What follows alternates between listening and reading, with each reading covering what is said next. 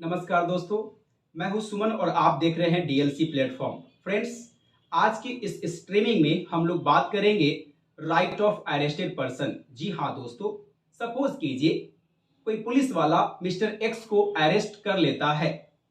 अब mister x का क्या राइट होगा, उसी राइट के बारे में इस वीडियो में हम लोग बात करेंगे। तो आइए जानते हैं एक एक राइट को।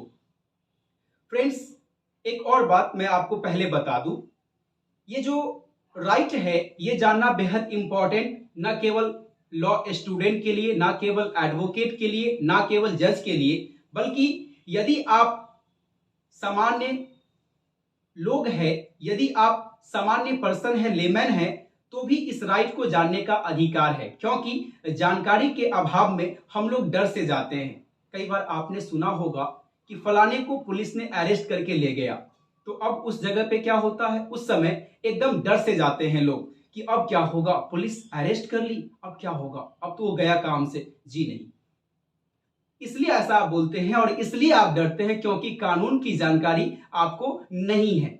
यदि कानून की जानकारी आपको होगी तो आप बिल्कुल भी नहीं डरेंगे। एक एग्जाम्पल से इसको समझते हैं। कभी न कभी आपने बाइक स्कूटी चलाना सीखा होगा। याद कीजिए उस दिन को जब स्टार्टिंग में आपने बाइक पे बैठा था और उस समय पहली बार आपने गाड़ी स्टार्ट किया था और धीरे धीरे चलाना सीखा था।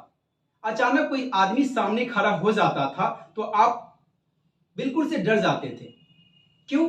इसलिए क्योंकि गाड़ी चलाना आपको नहीं आता था, गाड़ी पे कमांड आपको नहीं थी। इट मीन्स आप गाड़ी बिल्कुल भी चलाना नहीं जानते थे।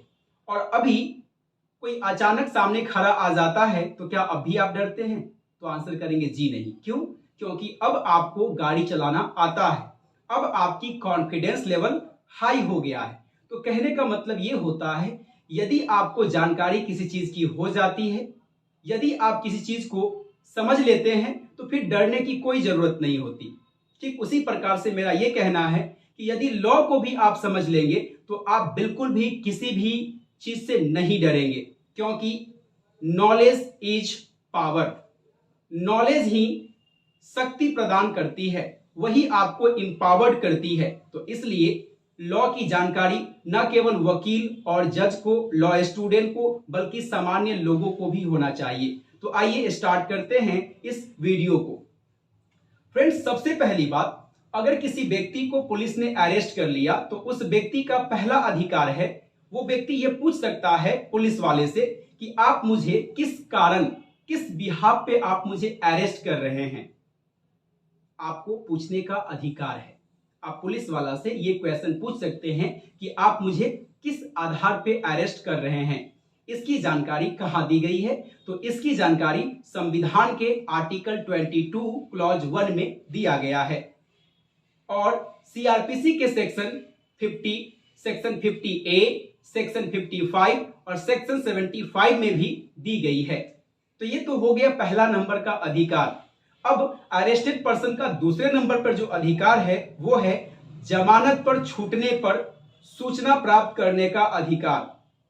जी हाँ दोस्तों, आपके पास राइट है कि आप जमानत जो बेल जिसे कहते हैं, बेल पर छूटने पर जो सूचना, इंफॉर्मेशन प्राप्त करने का भी आपके पास अधिकार है। आपके पास राइट है कि आप इंफॉर्मेशन ले सकते हैं कि मैं बेल पे छूटूंगा या नहीं।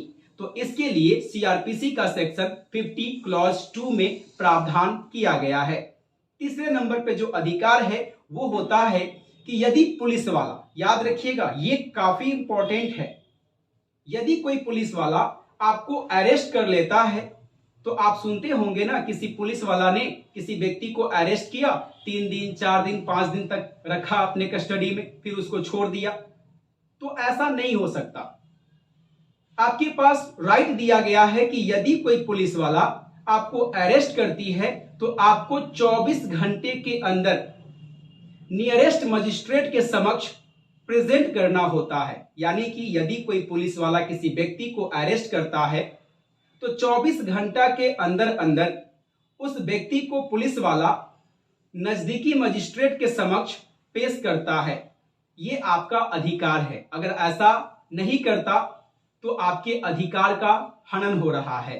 तो इसकी जानकारी आपको आर्टिकल 22 क्लॉज 2 में दिया गया है और सीआरपीसी की सेक्शन 56, सेक्शन 57, सेक्शन 76 और सेक्शन 167 में भी दी गई है। तो ये हो गया तीसरे नंबर की अधिकार। अब हम लोग बात करते हैं चौथे नंबर की अधिकार की। तो चौथे नंबर पे जो अधिकार है वो है मनपसंद अधिवक्ता से परामर्श प्राप्त करने का अधिकार। कहने का मतलब, अगर आपको कोई पुलिस वाला अरेस्ट कर लिया है और अपने कस्टडी में रखा है, तो आप अपने मनपसंद, अगर आपको लगता है कि मैं इन वकील को चुनूं या इसको चुनूं या उसको चुनूं, तो अपने मनपसंद वकील से आप एडवाइस ले सकते हैं। ये अधिकार दिया गया है। तो ये अधिकार कहां दिया गया है? तो ये अधिकार संविधान के आर्टिकल 22 क्लॉज 1 में दिया गया है और सीआरपीसी में भी इस अधिकार के बारे में चर्चा की गई है सेक्शन 41 क्लॉज डी में और सेक्शन 303 में भी सीआरपीसी के सेक्शन 303 में भी प्रावधान दिया गया है। और पांचवें नंबर की जो अधिकार है वो भी काफी इंपॉर्टेंट है, फ्री विधिक सहायता प्राप्त करने का अधिकार। कहने का मतलब, यदि आपको कोई पुलिस ने अरेस्ट कर लिया है तो आप बिल्कुल मुफ्त में, फ्री में विधिक सहायता प्राप्त कर सकते हैं। जी हाँ दोस्तों, आप अपनी केस फ्री में भी लड़ सकते हैं। इसकी जानकारी आपको संविधान के आर्टिकल 21 एंड आर्टिकल 39A में दी गई है और साथ ही साथ सीआरपीसी के सेक्शन 304 में भी इसकी प्रावधान दी गई है कि आप फ्री विधिक सहायता प्राप्त कर सकते हैं। और लास्ट नंबर का जो अधिकार है ये है आपका चिकित्सीय व्यवसायी द्वारा, जो प्रोफेशनल डॉक्टर है उनके द्वारा जांच कराने का अधिकार। देखिए, ऐसे ऐरा गैरा किसी डॉक्टर से जांच कराने का अधिकार की बात नहीं कर रहा, ये बात कर रहा है कि जो प्रोफेशनल डॉक्टर है उनके द्वारा, जो प्रोफेशनल डॉक्टर है उनके द्वारा जांच कराने का अधिकार के बारे में भी आपको अधिकार दिया गया है। इट मींस ये 6 प्रकार के अधिकार है और जो चिकित्सीय व्यवसायी द्वारा जांच कराने का अधिकार है इसकी जानकारी आपको सीआरपीसी के सेक्शन 53, 54, 55A में दिया गया है।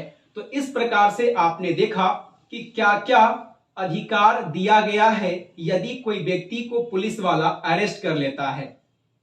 तो उम्मीद है कि इस वीडियो के माध्यम से अरेस्टेड पर्सन का क्या अधिकार है आपको समझ में आया होगा।